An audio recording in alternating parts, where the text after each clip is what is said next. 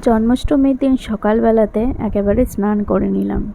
অনেক ইচ্ছে ছিল জানো তো, গোপু সোনার জন্য নিজে হাতে রান্না করব, সমস্ত কিছু গোপু সোনার জন্য নিজে হাতে করব।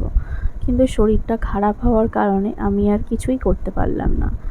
মা বলল, মানে শাশুড়ি মা বলল, আমি এবছরটা করি, প্রথম বছর তো তুমি আমার থেকে শেখো, তারপর পরের বছর তুমি করবে। সকাল থেকেই গোপু সোনার জন্য রান্নাবান্না শুরু হয়েছে। মা সমস্ত কিছু রান্নাবান্না করেছে, আর বাবাই কিন্তু ওপরে ঠাকুর ঘরটা খুব সুন্দর করে সাজিয়েছিল। দেখো কি সুন্দর লাগছে না গোপু সোনাকে। গোপু সোনার জন্য কিন্তু একটা কেকও আনিয়েছিলাম আমরা। এইগুলো সব কিন্তু বাবাই নিজে হাতে সাজিয়েছে।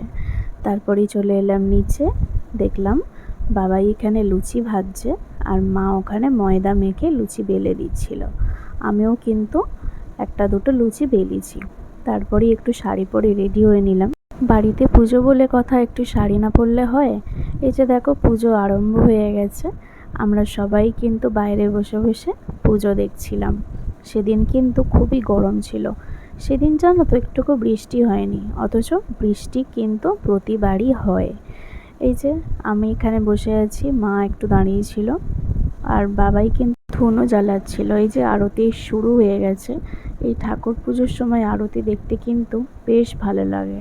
ধুনোর গন্ধ কিন্তু আমার খুব ভালো লাগে। তোমাদের কি ভালো লাগে? এই যে দেখো পুজো মোটামুটি একদমই হয়ে গেছে। বাবা এখানে কাঁসর বাজাচ্ছিল। আমিও কিন্তু একটু চেষ্টা করলাম বাবাইয়ের থেকে শিখে যে কিভাবে কাঁসর বাজাতে হয়। বাবাই আমাকে বলল যে এইভাবে বাজাও।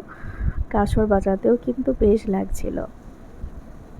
বাড়িতে যে কোনো পুজো হলে কিন্তু বেশ ভালো লাগে, আমার তো দারুণ লাগে। পুজো মোটামুটি একদমই শেষ হয়ে গেছে, পুষ্পাঞ্জলিটা খালি হবে। এখানে মা পুষ্পাঞ্জলি দিতে বসলো এবারে। আমি তো পুষ্পাঞ্জলি এবছর দিতে পারলাম না, কিন্তু পরের বছর অবশ্যই পুষ্পাঞ্জলি দেব।